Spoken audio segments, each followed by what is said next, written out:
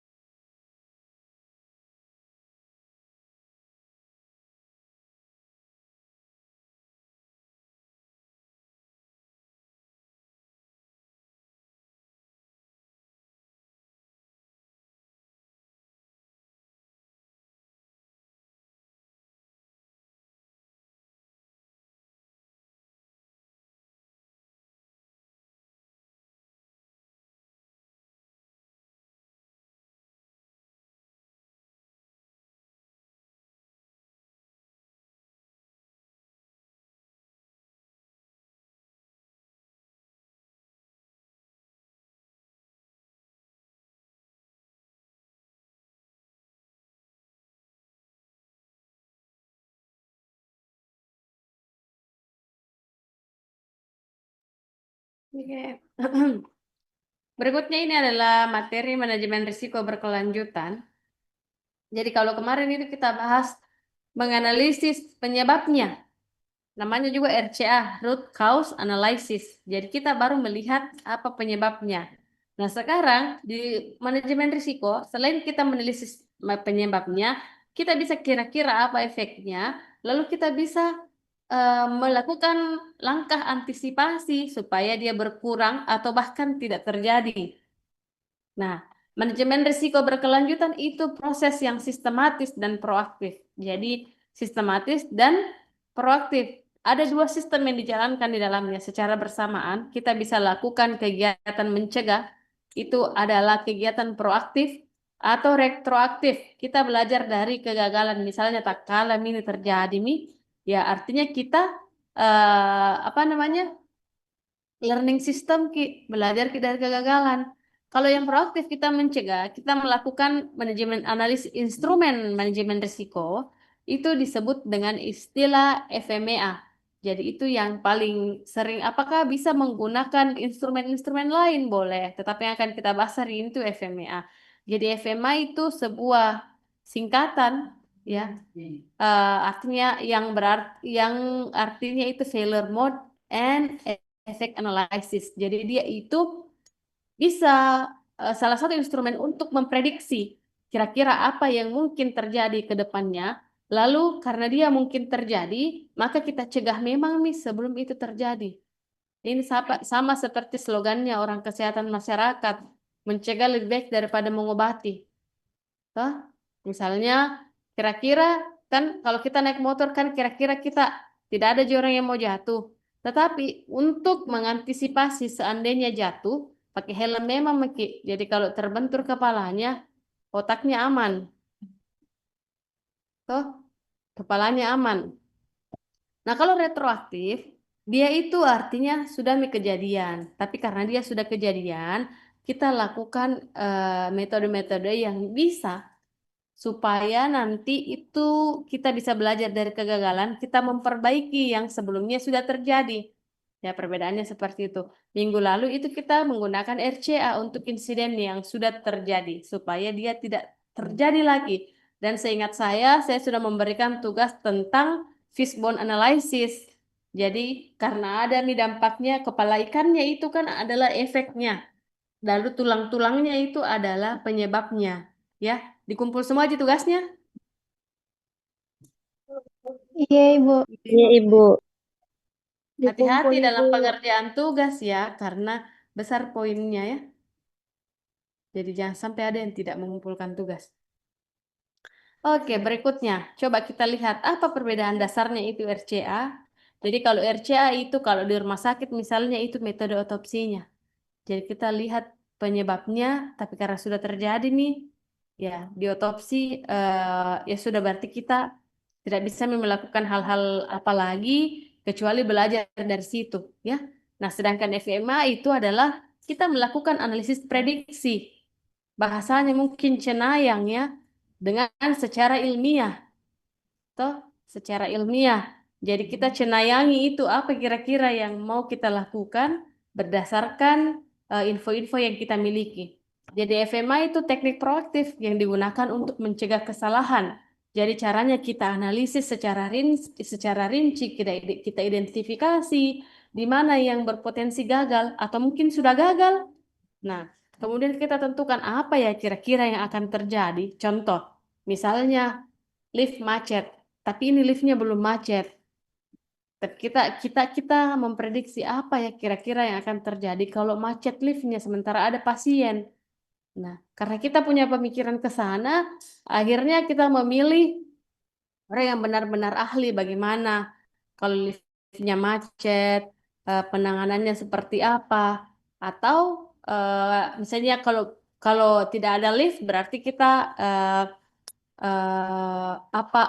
apa langkah yang kita lakukan kalau seandainya ada orang yang terjebak dalam lift, seperti itu tangga daruratnya di sebelah mana dan lain-lain sebagainya, itu sudah dipikirkan secara matang. Oke, nah berikutnya ini adalah apa namanya perbedaan mendasar dari RCA sama FMA. Ya, satunya learning system, satunya belum kejadian. Harapannya tidak terjadi yang buruk-buruk. Ya, jadi pertanyaan utamanya RCA itu kan kita namanya juga analisis penyebab. Sama kayak kemarin diagram tulang ikan itu. Nah, kita tuh cari-cari tahu kenapa ini bisa terjadi. Lah, kalau FMEA kita sebelum itu terjadi kita bertanya memang nih apa kira-kira yang bisa salah dari sini? Apa saja yang berpotensi menimbulkan sebuah kegagalan atau kesalahan atau berpotensi menimbulkan insiden dari adanya ini. Bertanya-tanya, memang seperti itu. Sama tadi contohnya yang naik motor tuh, kita tidak mau jatuh, tapi kira-kira kalau jatuh bisa terbentur kepalanya kan? Makanya pakai helm. Seperti itu. Nah, berikutnya ini, kita langsung ke FMEA-nya. Jadi FMEA, failure itu bahasa Indonesia apa? Fail, gagal. Oke. Sama efek di situ di sini apa namanya? Di sini kuncinya efek berarti dampaknya kan yang sudah terjadi, yang akan terjadi nanti. Nah, analisis itu yang kita analisis. Nah, FMA itu manfaatnya ini ada beberapa ya, ada 8. Nih. Nanti penjelasannya kita bahas satu-satu. Pertama, kita menghindari kegagalan yang potensial. Ya, apa kira-kira yang potensial yang bisa terjadi kalau seperti ini?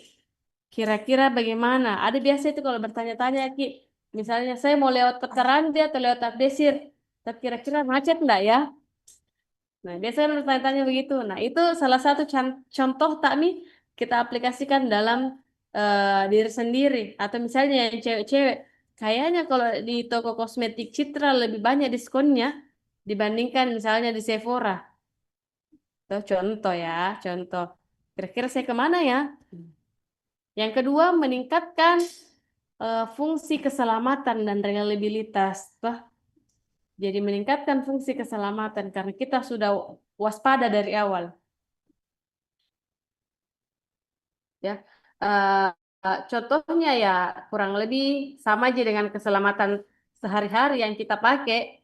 Kalau anak kosan, apa contoh keselamatannya yang paling sering kita jumpai, misalnya yang apa namanya, dekat-dekat rumahnya, ya dekat-dekat kosnya dari kampus. Misalnya bawa memang payung, padahal belum tentu loh, kita nggak tahu hujan. Oh, jadi ya meningkatkan keselamatan biar pulang nggak basah. Ya, terus yang ketiga mendesain proses yang kokoh, sehat, stabil. Ya, jadi lebih sehat, lebih kokoh itu desainnya. Lalu mengurangi biaya. Lalu berikutnya meningkatkan proteksi atau perlindungan yang aman. Mengoperasikan efisiensi, meningkatkan komunikasi, dan meningkatkan pengetahuan berbasis peningkatan, ya, knowledge based development. Jadi kita kita melakukan peningkatan berdasarkan pengetahuan yang sudah kita miliki. Ya. Nah, berikutnya, bagaimana langkah-langkah melakukan FMEA? Yang pertama, ini nanti kalau kalian mencari referensi itu akan ada beberapa langkah. Ada yang langkahnya 6, 7, 8, ada yang 9, tergantung referensi mana. Tetapi ini saya apa namanya, menyederhanakan langkah-langkah yang bisa kita lakukan untuk FMEA. Jadi langkah satu, memilih proses yang berisiko tinggi. Kira-kira apa? Meskipun belum kejadian. Ya, yang kedua membentuk tim multidisiplin yang kira-kira nanti itu tuh yang akan bekerja untuk melakukan hal ini. Yang ketiga menggambarkan flowchartnya atau alur proses, mengidentifikasi failure mode atau modus kegagalan. Apa artinya ini? Itu yang paling sering kira-kira muncul, yang paling ya berpotensi untuk muncul kegagalan itu. Berikutnya, identifikasi dampak atau efeknya, dan yang terakhir mengidentifikasi penyebabnya. Kita langsung ke contoh aja. Setelah kita lakukan FMEA itu nanti, kan kita analisis itu failure dan efeknya. Nah, sekarang kita hitung menggunakan RPN. RPN itu adalah untuk menentukan risikonya, sebesar apa sih sebenarnya risikonya. RPN itu adalah risk priority number. Jadi risk priority number itu disusun berdasarkan tingkat keparahan, kejadian, sama deteksi. Apa perbedaannya? Severity atau keparahan. Jadi kalau hal itu terjadi, seberapa parah dampaknya kepada pasien. Lalu kejadian, seberapa sering ini kira-kira akan muncul. Kira-kira kalau misalnya saya ambil contoh tadi lift macet, kira-kira di situ sering. Bagaimana caranya kita tahu sering enggak ya? Padahal dia belum kejadian. Misalnya, sering mati lampu, sering turun listriknya. Nah, kan berpotensi itu. Terus deteksi atau detection, seberapa mudah kegagalan ini terdeteksi sebelum mencapai pasien. Nah, untuk pemberian scoring pada RPN ini, S, O, dan D, itu diberikan skor 1 sampai 10 yang tertinggi. Semakin tinggi, semakin sering atau semakin parah atau semakin sulit untuk dideteksi. Ya, sehingga nanti nilai risiko yang tertinggi adalah yang nilainya paling tinggi. Bagaimana cara melihatnya? Kalau kita sudah mengukur S, O, dan D-nya, kita hitung dengan rumus RPN. S kali O kali D. Ya, jadi ada kasusnya, kita lihat itu SOD-nya, lalu kita ukur. S itu masing-masing 1 sampai 10, O 1 sampai 10, D 1 sampai 10. Baru nanti kita hitung RPN-nya. Saya stop share dulu, saya kasihkan contoh biar kita bisa langsung sama-sama memahami. Hmm,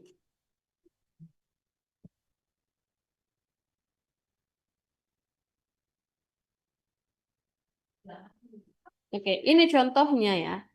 Kalau kita melakukannya, misalnya di lingkup kesehatan, katakanlah ini kita melakukan FMEA di lingkup rumah sakit.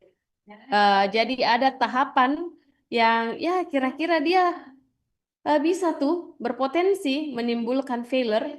Jadi satu, pengambilan sampel darah pasien. Failure mode-nya atau modus kegagalannya itu bisa saja tertukar atau salah label. Bisa kan? Meskipun misalnya dia belum kejadian.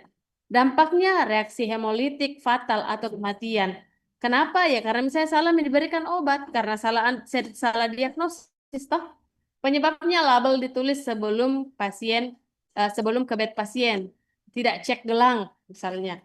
Tidak double check. Kontrol saat ini pengecekan visual oleh perawat dilakukan secara manual.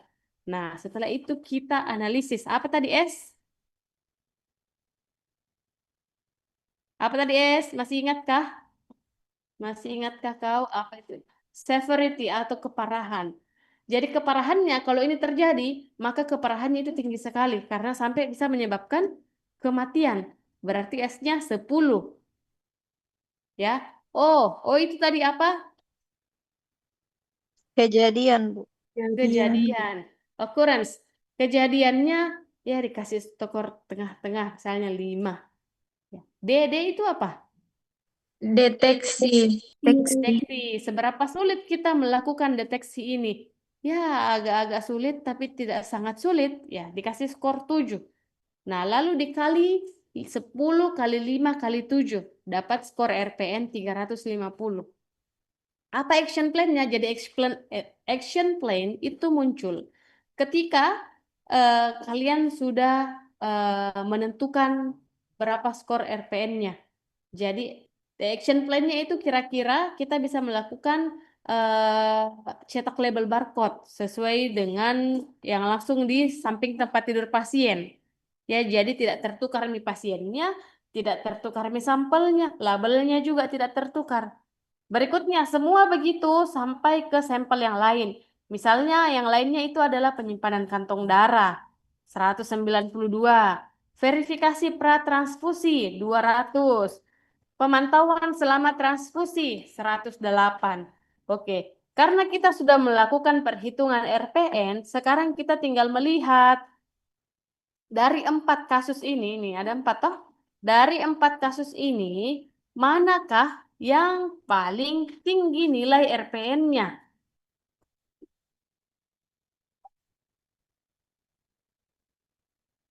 Halo, saya perkecil biar kelihatan.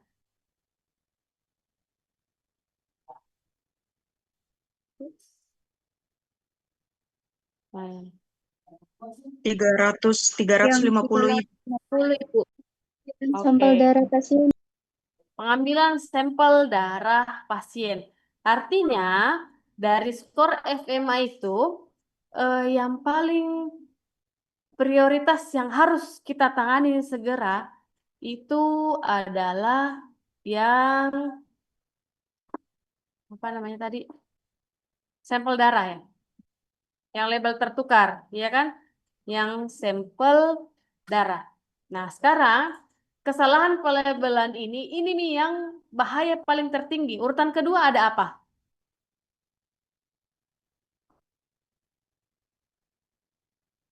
Urutan kedua. Di sini, Bu, tidak kelihatan PPT-nya, Ibu. Terus Ibu. Oh, alah. Tunggu.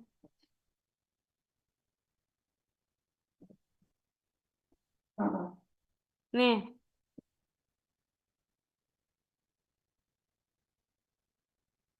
oke. Verifikasi pratransfusi ada 200. Urutan ketiga, penyimpanan. Dan yang terakhir ada pemantauan selama transfusi. Jadi kita dapat nih toh dari skor RPN yang tertinggi ke yang terendah. Nah, berikutnya, karena kita sudah menemukan yang tertinggi, langsung setelah itu kita lakukan yang namanya reassessment. Reassessment ini misalnya karena tadi yang pertama itu apa? Yang label itu kan berarti itu yang pertama yang kita lakukan. Jadi diperbaiki dulu sistem pelabelannya di rumah sakit. Misalnya tadi action plan-nya di situ kan pelabelan barcode di samping tempat tidurnya pasiennya.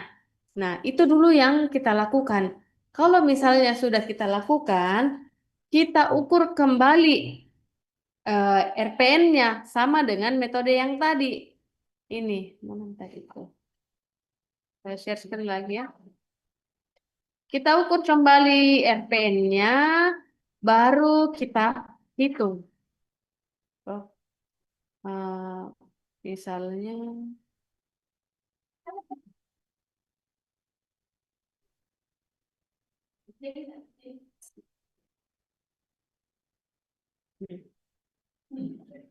oke, sekarang saya mau bertanya kalau ada yang masih ingat tadi, berapa tadi skor S-nya yang label? 10. Apakah kalau saya lakukan reassessment S-nya berkurang 10 dari 10?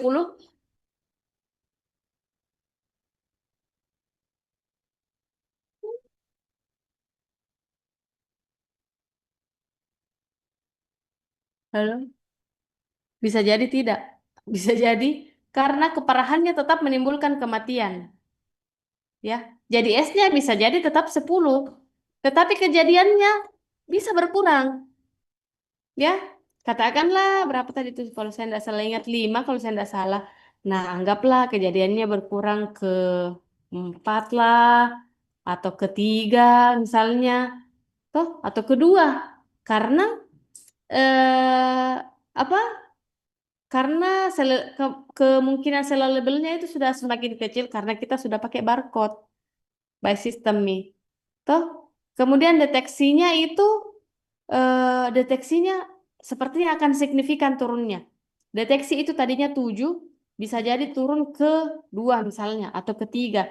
Kenapa dia berpotensi turun sangat besar? Karena barcode itu kemungkinan tertukarnya itu sangat kecil. Toh, bahkan masih salah barcode saja. Biasa susah kita barcode. Beda barcode toh. Nah, jadi coba mikir kali 10 tetap 10 kali 2 terus kali 2 lagi. Berarti 2 40.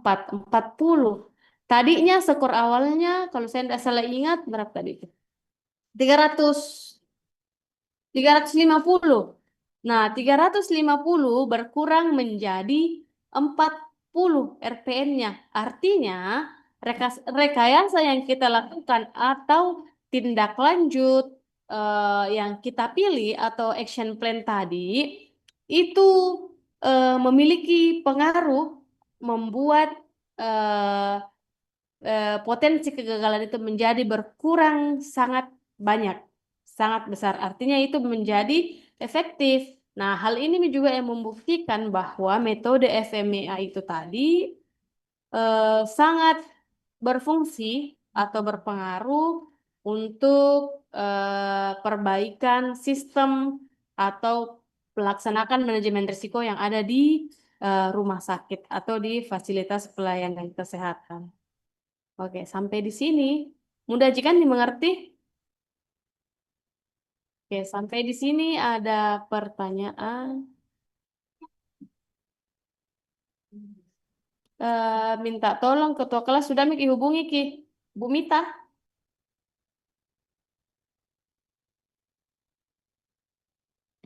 Mana ketua kelas ini?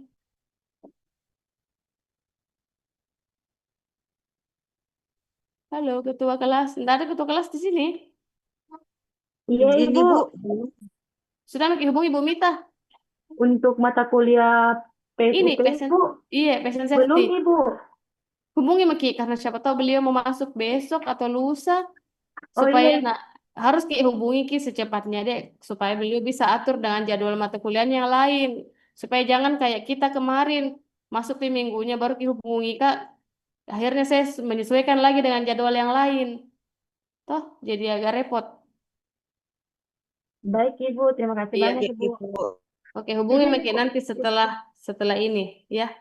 Kemudian untuk biostatistik, saya rencana mau masuk offline, minta tolong cari waktu satu angkatan, nanti saya pinjamkan ruang seminar. Oke, kalau tidak ada pertanyaan, sampai di sini perkuliahan kita untuk patient safety, berarti nilai dari saya itu adalah 2 nilai tugas. Seingat saya ya, 2 kali tugas toh patient safety. Ya, Ibu. Oke, quiz enggak ada ya patient safety. Seingat saya enggak ada. Seingat saya dua nilai tugas dari saya, berarti yang saya nilai di patient safety adalah nilai tugas 2 plus nilai kehadiran dan keaktifan. Oke. Terima kasih semuanya. Sampai ketemu di mata kuliah lain. Mata kuliah ini kita sudah selesai. Ya, Assalamualaikum warahmatullahi wabarakatuh. Waalaikumsalam Waalaikumsalam warahmatullahi wabarakatuh. warahmatullahi wabarakatuh.